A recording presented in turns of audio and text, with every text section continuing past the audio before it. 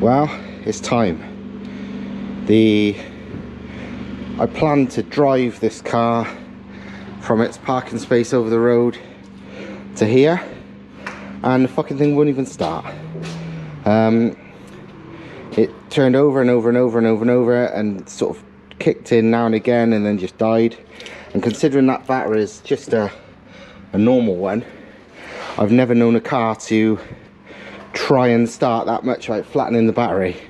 So I'm guessing it's got absolutely fuck all compression. But now it's here, I'm going to take at least the head off today, maybe the whole lot, depends how quickly I get through it. But even if I only take the head off, I can put the rest of that engine together and pull the block out when that one's ready to go in, because it's just as easy. Well, to be honest, with the head off, it makes it even easier to get the block out, because you can get to all the bell housing bolts really easy then. So yeah, it's time for me to take some shit apart. Well, a little bit of time later and the head's off and on the floor. Not much time, because it's a pretty easy job.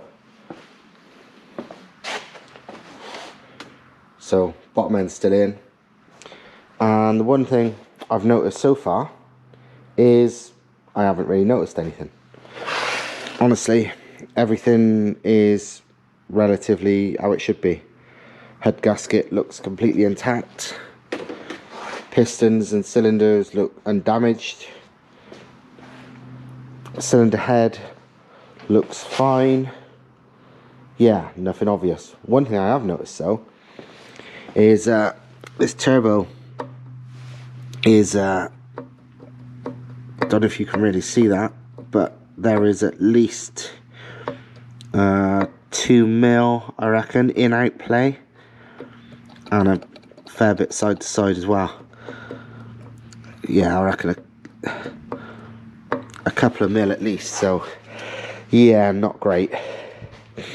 I mean, it was used but almost unused when I got it, and now it's, yeah, don't know what I'm gonna do about that. Whether I stick with it until it blows or change it for a fresh one, or I don't bloody know. But yeah, so that's where we are at the moment. I think now I'm going to take the manifolds off and have a closer look at the head. I might actually do a little bit more porting. I'm not sure yet. Right, got turbo and manifolds off. Again, like I said last time, head looks alright, nothing obvious. Everything looks fine. I'm actually quite impressed with the porting I did on the intake ports, to be fair. But conversely, I don't think I did anywhere near enough on the exhaust ports, because that's where these cars are, where these heads are worst, the exhaust side. And you can see there's a fair way to go. This exhaust manifold is ported pretty well. I reckon I could have done a bit better on the collector, taken a bit more out internally, but nah, I'll be alright. One thing I did notice though is generally I fucking hate, well, not I hate, but I don't run gaskets between the turbine housing and the manifold, because they're just shit and they blow all the time, and they seem to cause far more problems than they solve.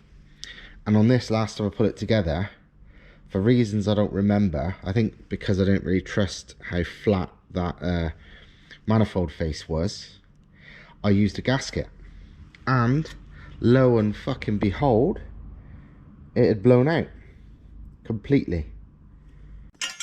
But yeah, also, considering this intake manifold's not exactly amazing, I'm surprised I didn't port that more. I think I will this time, because obviously the inlet ports are good. I know I was doing the thing of, which is correct, which is things should generally get bigger. You don't want things to hit a step. So obviously I made those bigger than those, and I made the exhaust ports on the exhaust manifold bigger than the exhaust ports on the head. But I do think I went not enough. I was going to say too far, but no, it's literally the opposite. I think the exhaust ports need a bit more work, and the inlet manifold needs a bit more work. But yeah, I don't know. I might not. Apart from that, all looks fine. No damage to anything that I can see. I'd give it a good clean up and then have a proper look when things are clean, but looks fine. Again, turbo looks fine aside from the fact it's got a load of play. Not sure what to do about that. One turbo that keeps catching my eye is the again, max speeding rods, because their stuff is just decent for not much money.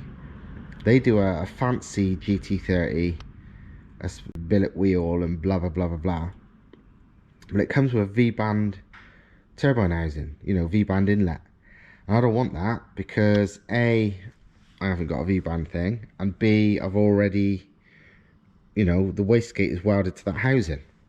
But I wonder, and I don't know, if that turbo will bolt to that housing.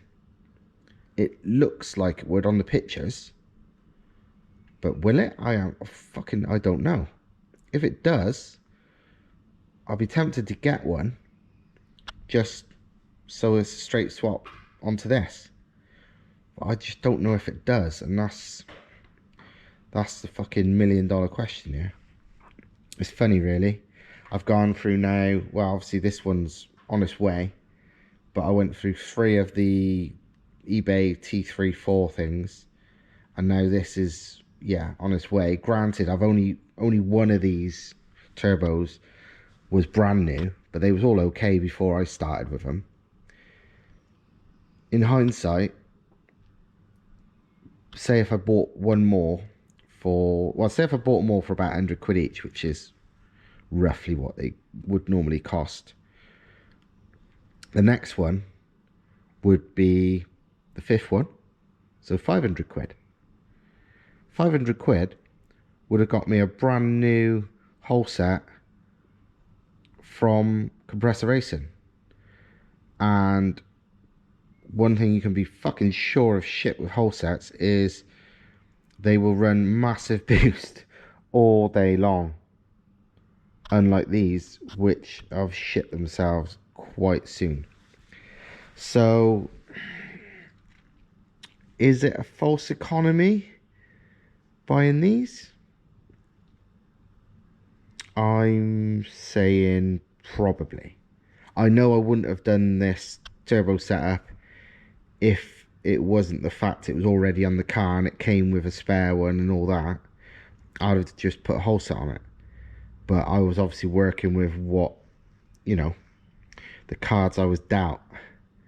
And honestly, I wish, yeah, if I had to do it from scratch, say if I didn't already have that turbo on it, it just come with the crappy TD04 these engines come with, I'd have went straight to a whole set, because, yeah, this is a false economy. Maybe at lower boost, but I'm running proper boost. Proper boost don't seem to agree with these things too great.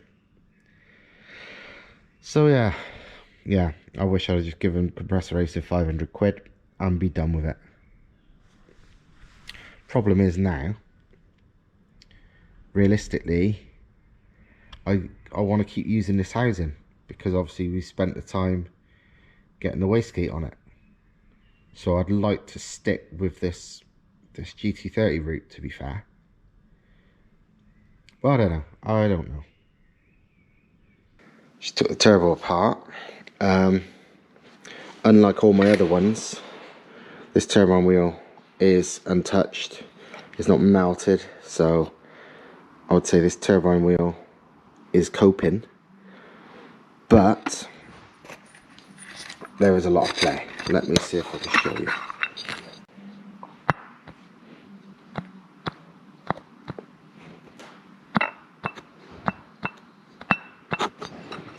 I've measured it with feeler gauges, and it's approximately 1 mil, maybe slightly more of play. That's quite a lot. I measured it by the gap there, and basically fully forwards, it's about 0.6 of a mil space between the heat shield and the turbine wheel. Fully back, it's 1.6. So yeah. So improvements that I'm gonna make while it's all out. Inlet. That's the one that was on the car. That's the one that's gonna go on the car. On the face of it, they look identical. They are the same design. The one that was on the car, I lightly ported, but nothing much.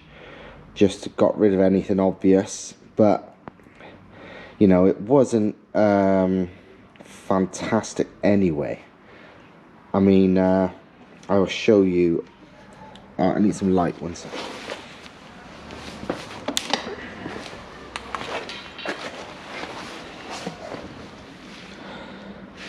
Yeah, they're the same design, and it's nothing special. It's not terrible. I mean, this is still what the same design the Group A Volvo 240 touring cars ran, and they was making like 450 odd brake by the end of it. So it's not bad, but I mean, even fitting a K-Jet inlet like the one over there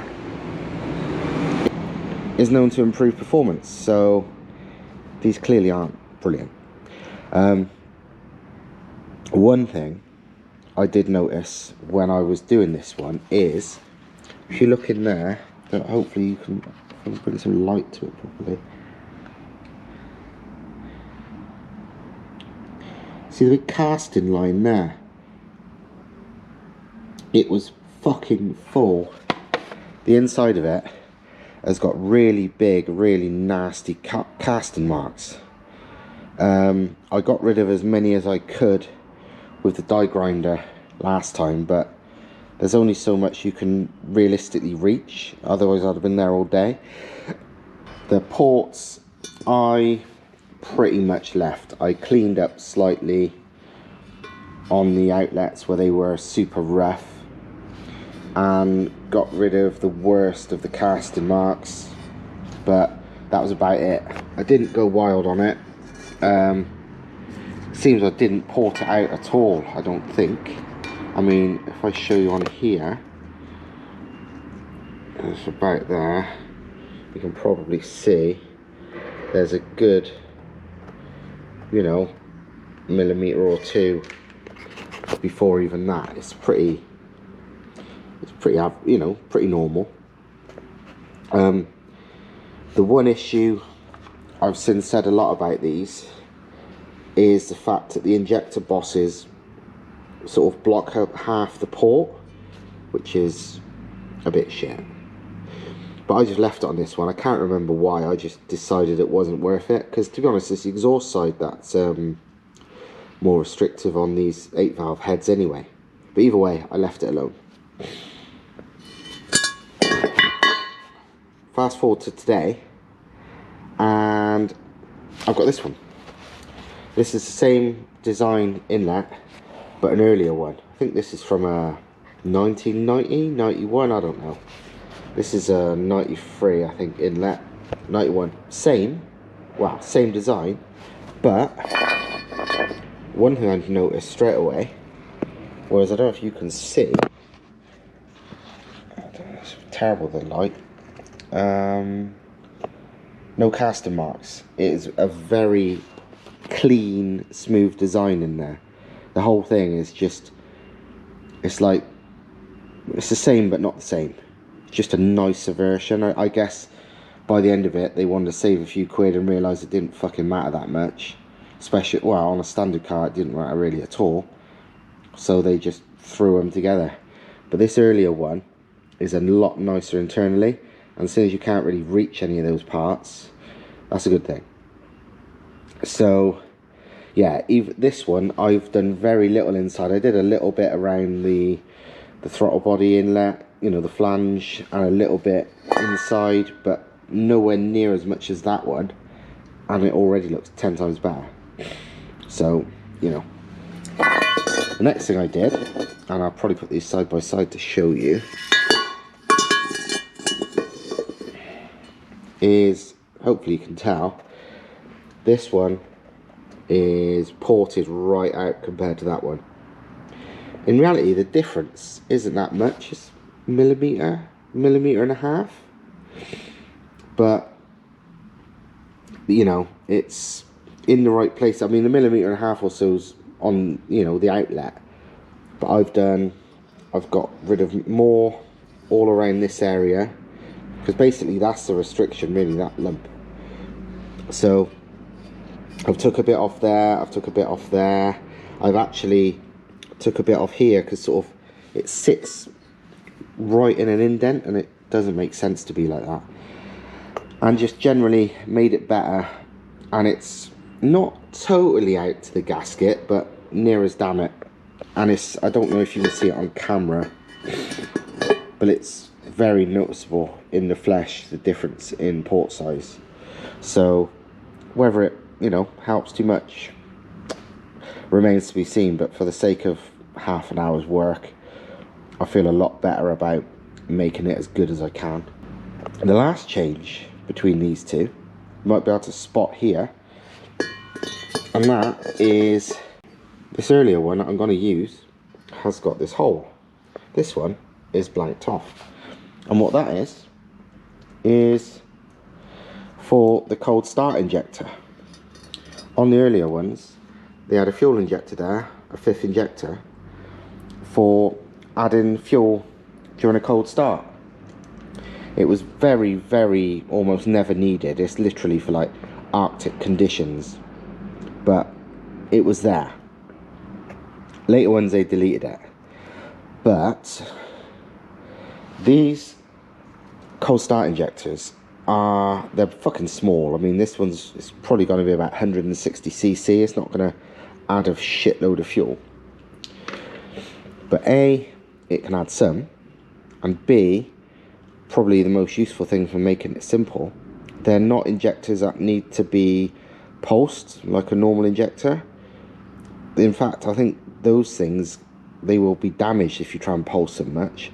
They are literally open, close, you know, 12 volt, open, close, done. Which makes them very easy to control. As in, what a lot of people's done, it turns out, I've never looked into it because I've never needed to, but a lot of people have rigged them up to a boost pressure switch or so on, so they inject a bit more fuel at a certain boost level to stop them going lean.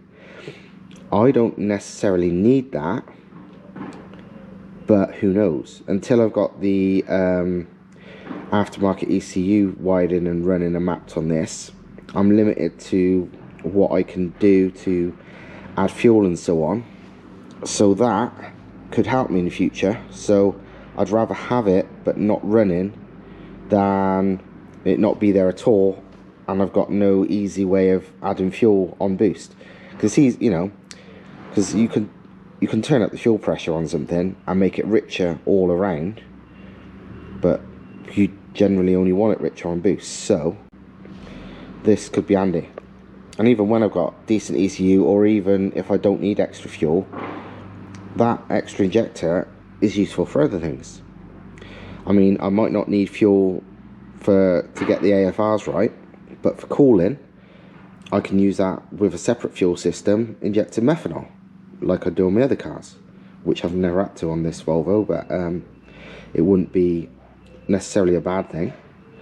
Or, seeing as I like experiments, I could inject, say, nitromethane or something else massively dodgy. So, fuck knows. But either way, it's a bonus to have this. I don't need it. Well, I might need it, who knows. But it's definitely for the kind of mad shit I like doing and my current setup. It's definitely a bonus. And that just fell on the floor. But yeah. They look about the same, but this one's definitely better. Here's a little test I wanted to do to the head off that car. Was seeing if the valves were sealing that well. And the easiest way I thought of doing it is to fill the chambers full of brake cleaner, because you want something quite, well, you want the minimum of viscosity. The more viscous something is, the less likely it is to leak through small gaps. Obviously you pour honey in there, nothing to leak. You pour water in there, it's a lot less viscous than honey, shit will come out. But ideally the least viscous thing possible, you know, so shit like solvents and stuff. So I thought, well, brake cleaner, easy. And I just poured some in each, and straight away, as you can probably see, that cylinder, that one's dry, that one's wet, that one's dry. That's the exhaust ports. Let's see if we see the inlet ports.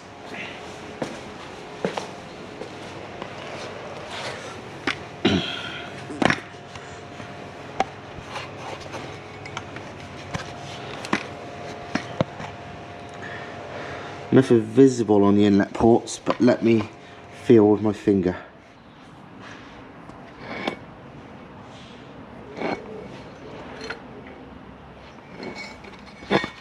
Nah, I don't think there's any leakage on the inlet ports. Not 100%, but it feels dry. But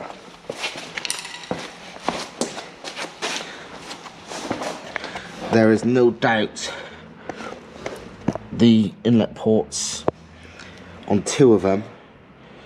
Was that the two with a really low compression? I can't even remember. But either way, two of them are a bit leaky. Not massively, I mean look, still liquid in there. But exhaust gas, or well, you know, combustion under pressure is sure as fuck gonna get out of any little hole there is. And the valve seats, versus, you know, the valves obviously aren't seating quite as good. Right, it's been a good, I don't know, half hour, I don't know, enough time since I did the old brake cleaner in the combustion chambers test. And as you saw from earlier on in the video, those two exhaust valves were the only two that were leaking significantly. But let's have a look at the rest anyway. Obviously, I don't know what you can see, but there's slight residue on that inlet port. So I would say yes. That one is, I would say, perfect, no. That one, yeah, very tiny bit down by the valve, but only slight. And this one, again, very slight. So yeah, the inlet valves are okay. Exhaust valves, less than okay. But to be honest, I mean, like, even the garage next door said that the brake cleaner version of this test is very harsh, as in it will find its way through anything, any gap where it won't affect the engine. Whereas something like water, or even, they said real thin hydraulic oil is a good one. Is a good way of being really sure. Like, what I mean by the hydraulic oils and stuff, it is practically like water. It said don't use WD-40 because that's shit for it and it turns to waxy. But that stuff is good. But this is the harshest test, and he said, to be fair, if you want to make it spot on, is the ultimate test really, because it'll get through stuff that's not really an issue. So either way, you can see it's not perfect, and I would like it to be perfect. So off it goes to the machine shop. But I think first I will do maybe a bit more porting and modifications to the head, because while I quite like the inlet ports, I'm not a big fan of how much I've done the exhaust ports, so I might do a bit more. While I quite liked what I'd done with the inlet ports on this head. Bear in mind, this was a head I ported over a year ago now, and it was my first attempt at one of these Volvo heads, full stop. And yeah, I quite like the inlet ports. I can't even remember until I, you know, took this head off what I'd done. Inlet ports quite good. Exhaust ports, nah, considering the exhaust is the side which flows nowhere near good enough on these, I felt that needed work. But I think at the time I didn't know that. I can't remember. I don't remember what my knowledge was over a year ago of these, but I'm sure it was a fuck's sake less than it is now. So yeah, I'm enlarging the exhaust ports. They've still got pretty small valves, but I think I've said before, they've gone over 670 brake on the standard valve size with a ported head. So it's like, well, yeah, of course the exhaust valves are a bit small compared to the inlet valves, because the inlet valves are massive. But 670 brake, you know what I mean? So yeah, you could see by the soot marks how relatively small these were compared to even the gasket and compared to the exhaust manifold ports, because I ported that out really well. So I'm porting these now, and yeah, I mean, this is literally, I haven't finished yet of course, but this is 10-15 minutes work so far, and much more like it. I might not go all the way to the edge of the gasket, because to be honest, you can't realistically do that all the way down the port, and it's not much point just doing this bit if you ain't done nothing further down, do you know what I mean? So yeah, but maybe to this level, maybe a bit more. Once I get nearer, I get some gaskets and offer them up and decide properly, because at the moment I'm just going by the sooty marks, and once you get closer to the edge of the sooty marks, you can't really see them anymore. So yeah, 2 roughly cut, 2 more to go, and then once they're all roughly, I'll start deciding exactly how I'm going to finish them off. But yeah, you know what though, because my memory is not good, I didn't recall doing this. I remember porting the head, but I don't remember exactly what I did to this head. But to be fair, I don't even remember what I did to that head over there. It's going on the 2.5. Hopefully I did enough of this. I don't fucking know. I ain't taking the head back off that now. Yeah, I honestly have no memory of what I did to that head. Hopefully it's enough. I'm getting a bit fucking paranoid. I might have to look back at the old videos and work out, because I don't really want to take the head back off that. Because to be honest, to port it again, I'll have to strip it down. Oh, fucking hell. I don't know, but I'm going to worry about this one first, and yeah, go from there. Well, it's a bit later in the night, and version 2 of this ported head is complete. I did a bit of everything. I mean, like the combustion chambers, they were already, you know, you'd seen I've done some serious work to them, but I did a bit more. Basically, I kind of evened things out a bit. I mean, they were close enough. I remember CC checking them, if you remember back in one of the old videos, and they was within about half a cc of each other, so it's like, whatever, they were close enough. But, you know, they could have been better, and obviously having a little bit of use, you know, showed the exact edges of the gasket and so on, so it allowed me to go slightly further out. I still don't go right to the edge, because, you know, there's always a variance, but slightly further out, and I just kind of made everything a bit more equal, a bit smoother. Like, I mean, unless you're CNCing it, it's practically impossible for it all to be dead nuts exactly the same, but it doesn't matter as long as it's fucking close.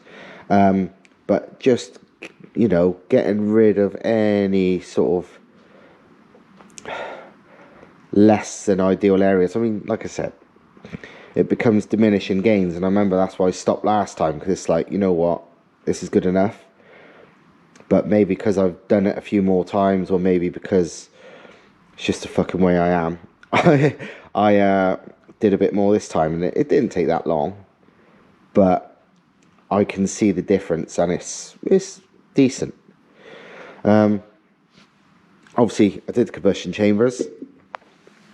Inlet ports I have not touched, because to be honest, they look really good. I'm not fussed about changing them. I've not changed the main area of restriction on these anyway, is all around the sort of around where the valve seat is. But I'm fairly sure I did quite a lot of work to that the first time round, so I've left it. It don't feel too bad, so it's like, you know what, bollocks to it. I think it's fine. I hope I'm right. I just couldn't be bothered to get all the valves out to do it. Exhaust ports, I have significantly ported over how they were. I've kind of ported them to, because look, you see there's black lines where it's like, well, you know, there's more to port. But when there's that's a bit pointless, because, you know, so what if that's the biggest bit, if in there isn't as big? But more to the point, again, gaskets have got a bit of leeway. So what I did was I checked it, I ported it to the maximum and you know, say if I pushed the gasket fully that way and there was still a bit, that's what I took off. Because obviously you can push it that way and there still be a big line, but that allows for the variances of where the gasket's sitting and so on. And like I said, there's no real need. So that's why it kind of looks like in some areas it's right to the edge and some areas it's nowhere near, because that's obviously where that last gasket sat. But depending how the new one sits, it could be the other way around. But the way I've done it, it's the maximum without it ever being, you know, without any gasket hangover, which A is shit for gasket integrity and B is shit for flow. So yeah, I would say that's complete. The exhaust manifold is as ported as it needs to be anyway. There's no way I'm doing more on that. So yeah, that's it really. It's got double valve springs and uprated retainers and all that anyway. I need to look into, you know, how much leakage through the exhaust valves is too much, because the more I've done this and realised, you know, the deck surface is pretty mint, actually better than I thought, and so on, it's like, can I really be fucking bothered to let the machine shop do all this fucking about and having to dismantle the head and put it all back together and blah blah blah? So yeah, I'd rather not. But obviously I don't, if that exhaust port leakage is too much, then of course I will. But I just remember what Matt at the garage next door said, again, who's a very, you know, experienced mechanic, and he said something as thin as that is overkill for 99% of applications. And he said use something like he said, real thin hydraulic oil or something. So I need to do a bit of research and work out what's too much, because again, it's that diminishing gains thing. It's like, I don't want to fucking spend money and hassle. That's the thing, it's hassle. Taking the head apart, put it all back together, you know, a couple hours wasted going to and from machine shop and talking to people and explaining what I want doing and whatever. It's like, if it's going to gain me like next to nothing, then I'm not going to bother. But if it will, you know, be worth my trouble, fuck yeah, I will. But for that, I don't know yet, so we will see.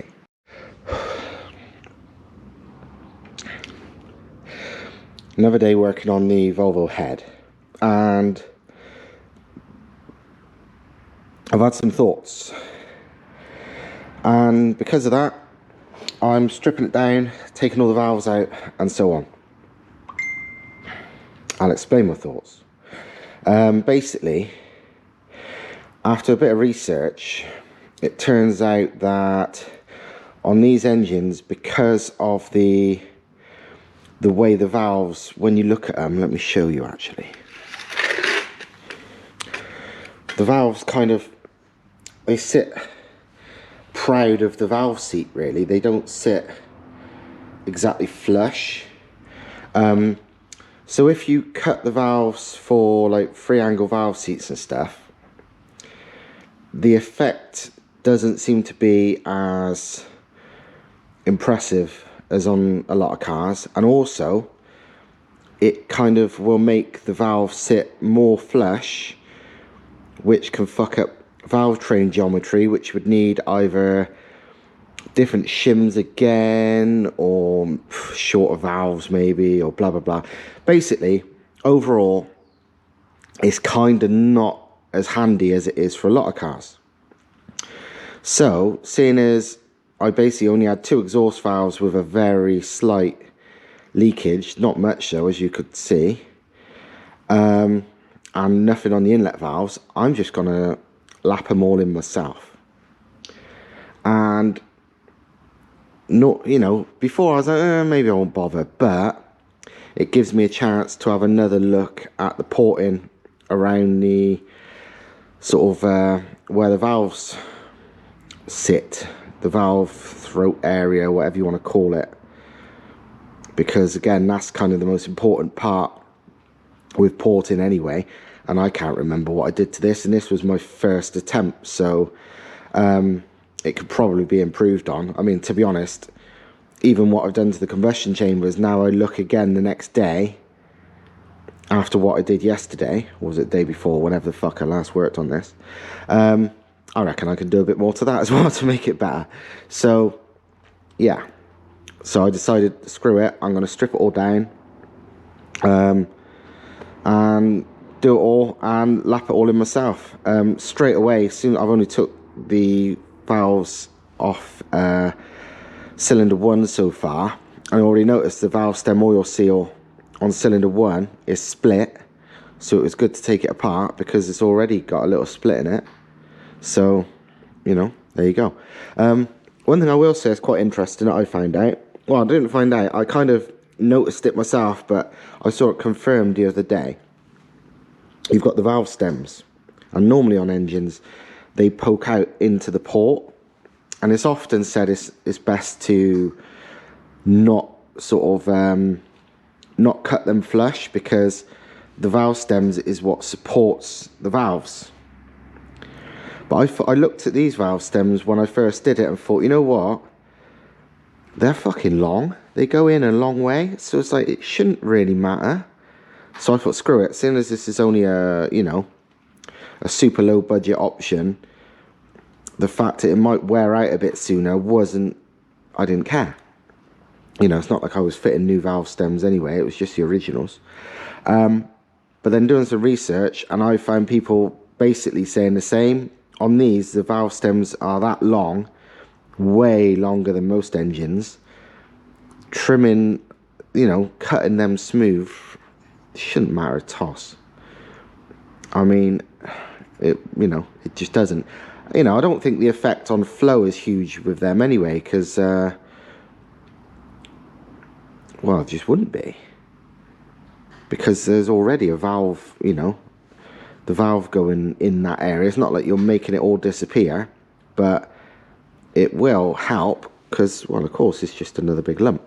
So, yeah, seems I was about right in the fact it's not a big deal to cut them down.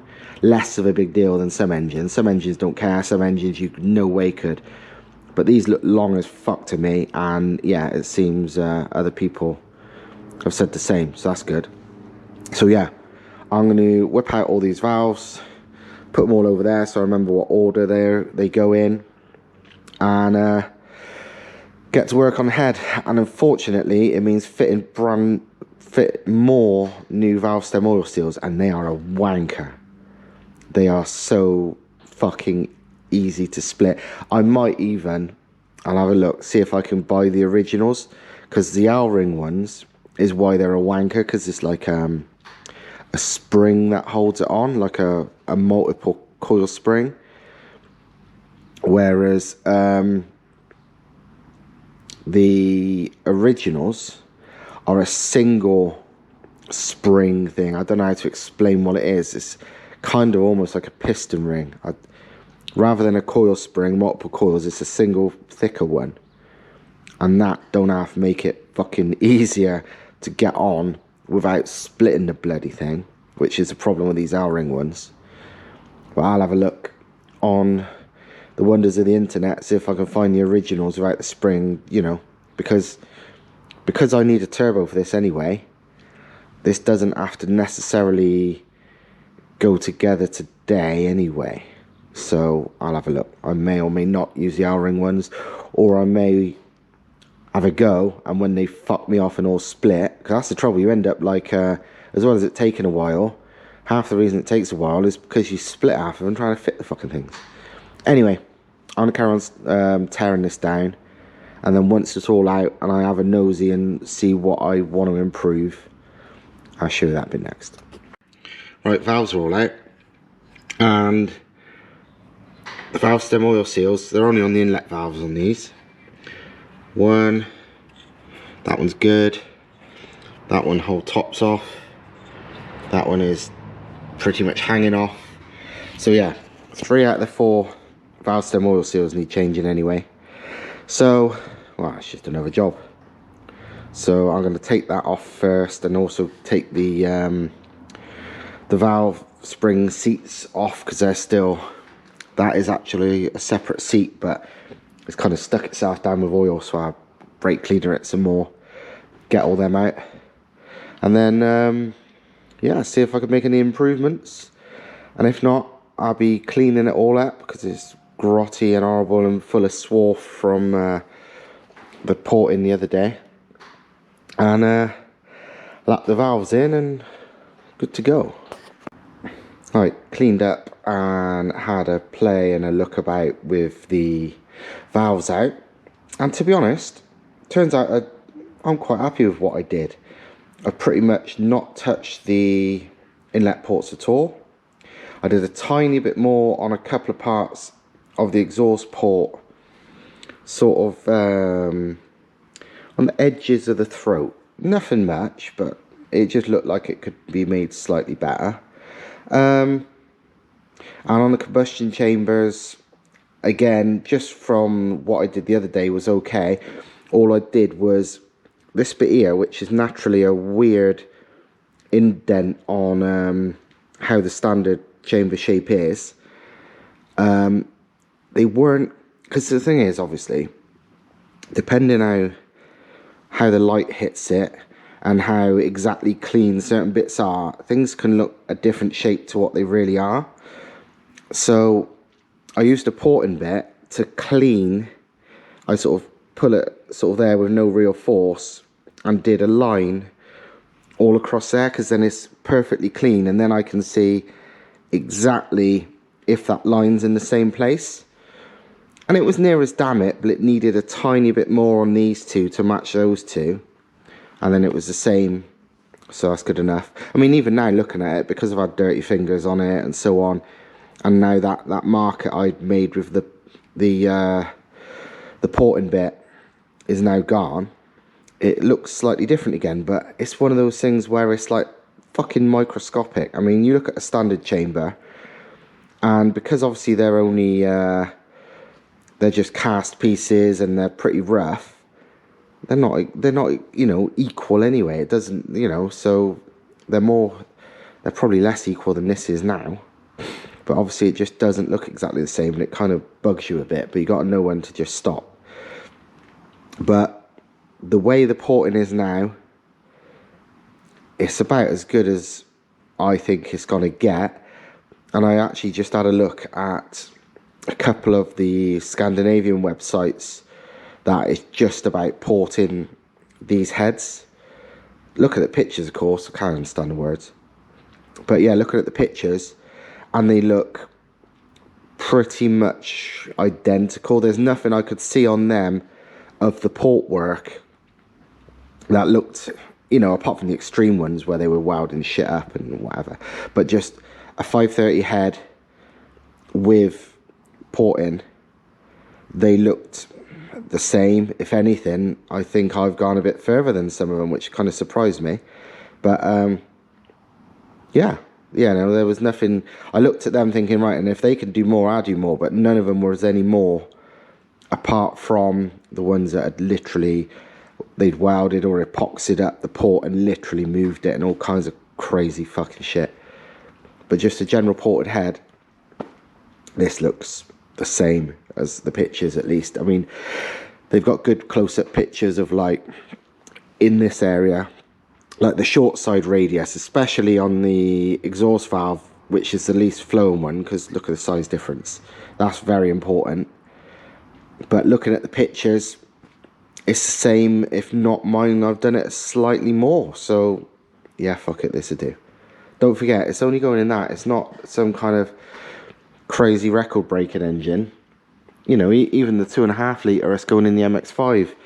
I'm not, you know, building some like 800 brake monster. I'm not building it for, like, you know, either drag racing or fucking internet clout like a lot of people do. I'm building it to use it, and this is a zero budget funmobile.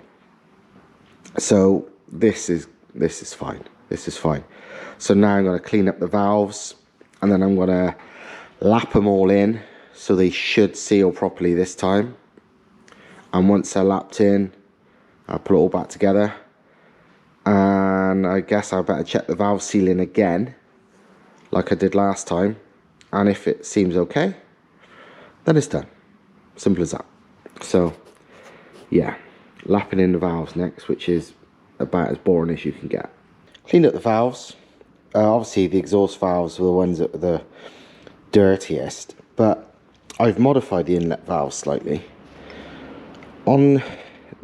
It's weird actually, I don't know why they like it, but obviously you've got this 45-degree mating surface here, which is where it joins to the valve seat.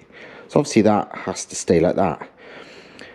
But after that, just here, it had a pronounced lip all the way above it. So it was like, well, rather than being a smooth thing down to there, it had a fucking raised lip all around, which is shit for flow. It was only, you know, small, but it was very noticeable. So I've removed all that on all the inlet valves. The exhaust valves were conventional. There was nothing on there. So I've done that on all of them. Cleaned all of them up. I can't remember what I did to the valves first time round without looking at the original video. Whether I cleaned them up as well as this, or if I was a bit scared of doing some damage and didn't do much, I can't remember. Bit of content missing then, because my battery went flat and I wasn't going to hang around and wait. But nothing too much.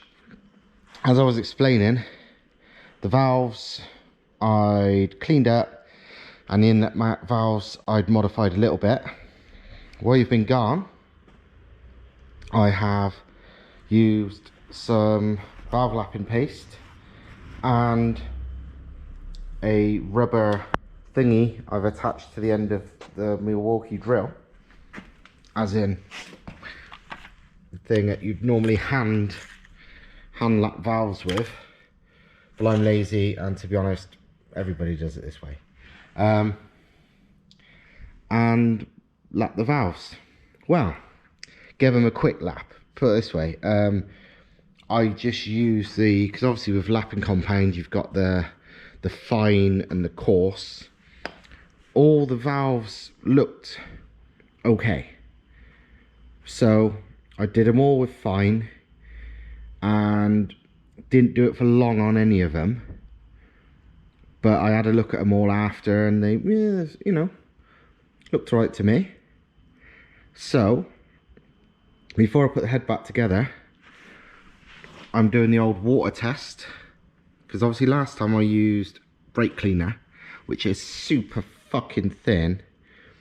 And that's a real harsh test. And it's like, you know what, that's a bit of a piss take. And also, to be fair, I'm almost out of brake cleaner, so I can't do it. So I thought, bollocks to it.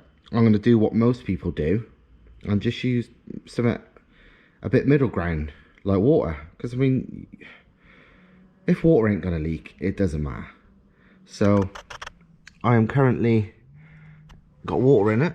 I must admit, so far there's no leaks, whereas with brake cleaner by now there was. But like I said, I've lapped it in now and everything, and to be honest, they weren't bad anyway. They was all right, but the lapping it in certainly will have helped. You could see the difference before and after. So I'm going to leave this now and go and take, well, take the bottom end out the engine, you know, out the Volvo, the original bottom end, the worn out one, and leave this and see what happens. Well, see if it stays in there. At the moment, everything's the same as it was, you know, beforehand. And everything's dry to my, everything's stone dry still, which is more than I could say for how it was before. So, I mean, supposedly even with a tiny bit of leakage, it's like still fine. So we'll see. I'm gonna take the bottom end of that, whatever. So maybe this would be left an hour or two or whatever, and then whenever I get bored and decide enough's enough, then that'll be my check-in time. But hopefully this is enough.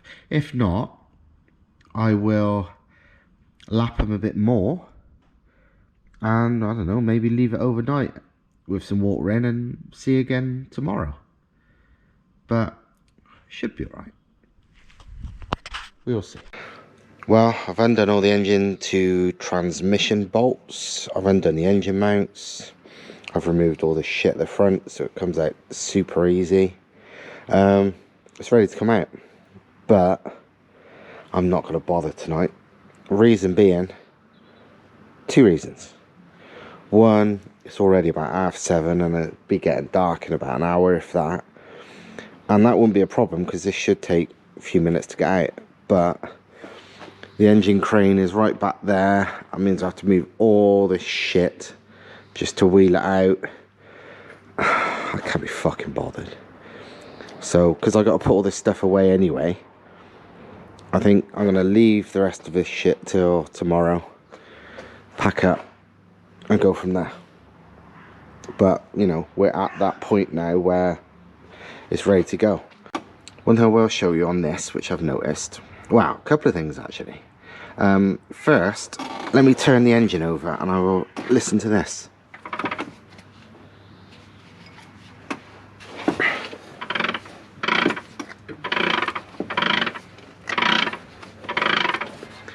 Engines aren't meant to sound like that. That's a recent thing, like the last time it was driven. But yeah, that's fucked. Secondly, let me show you something else. Right, so that is the, hopefully you can see, the TDC markers, and that is 0 timing, right? So that should be TDC, but it ain't. If you watch, it's a little bit off, but that is about TDC, which if you look at the markings is about 5 degrees off. If you look at like the 10, 20 there, I'd say that's 5 off correct. The reason for that is most likely, because it is a thing, is because the harmonic balancer on the front of the car is the outer layer, the inner layer, and like a rubber bit in between. When they get old, they're known to slip, and this must have slipped by, well, about 5 degrees, which it doesn't matter if it slips generally, because it's only the outer bit that slips, you know, so it's not going to fuck up your cam belt or anything, you know. But if you're trying to do the cam timing and you've got it set to top dead center, it ain't gonna be top dead center. That is top dead center, about 5 degrees out. It looks next to nothing on the pistons being 5 degrees out, because it's not. But when it comes to actual valve timing, cam timing, that's pretty significant. So I got a couple of choices here, really. I see if any of my other ones that I've got are correct, or I spend 100 odd quid on an aftermarket solid aluminium lightweight jobby, which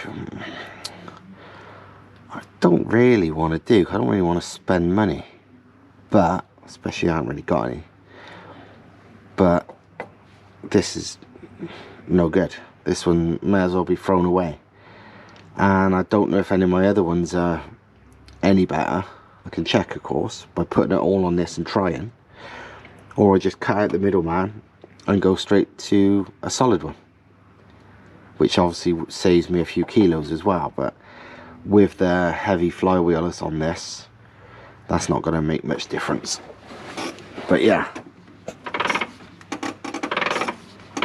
that ain't a good sound. Not sure what that is, but that ain't good.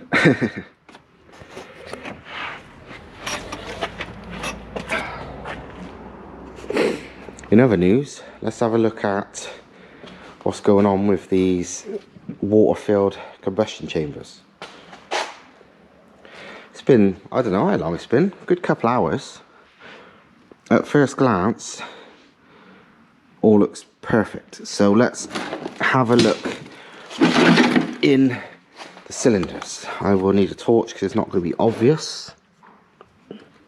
Perfectly dry, I think. You probably won't be able to see bugger all because I'm trying to just look myself. Perfect, perfect, perfect, perfect. Well, inlet valves are good, although they was pretty much spot on before. It's the exhaust valves I was slightly concerned about. Nothing I can see. Nothing I can see. Nothing I can see. And nothing I can see. Fuck yes. Well, that's it then. Saves me a trip to the machine shop. There is no leakage. And yeah, I've lapped them incorrect. Woohoo. Quite pleased with myself, to be fair. So yeah, job done. All is good. I'm pretty sure this head should flow pretty bloody well. The deck surface is fine, in my opinion. You can still see there, if you look carefully, you won't be able to see it, but you can still see the marks from when it was skimmed a while ago. So yeah, good times. Right, so that's me done for tonight. The vast majority of things are done, but obviously need to put the head back together. Obviously need to clean everything up beforehand, you know, because the thing is, with shit like this, considering all the grinding and, you know, stuff like that, there's tons of swarf, so you got to make sure the head is properly clean, all the oil ways, blow them out with the airline after you've degreased the shit out of it to stop anything, you know, catching on any oil you got to spend some proper time doing that. I already did it to the block, but it's going to be the head's turn, well, tomorrow now. As I've already said, that is ready to be pulled out, but as you can probably see, it's getting dark. So nothing left to undo. It's literally fucking strap a rope around it, drag it out. Now I've tied it up a bit, the engine crane will get it out. Obviously the engine crane's currently been moving a LSX around off that chassis. Ah, that's a good point. Look at this.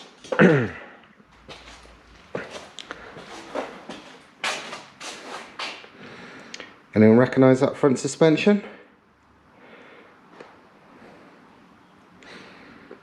E46 BMW.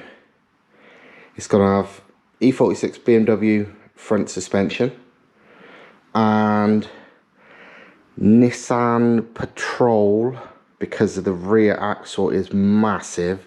It's about 10-inch or something if I remember right. Rear axle. All completely custom. This will have modified frame front and rear, because this will be the ride height. See, it's been welded to the thing. And see the X brace and all that. That's because, and you might be able to see a strap down there.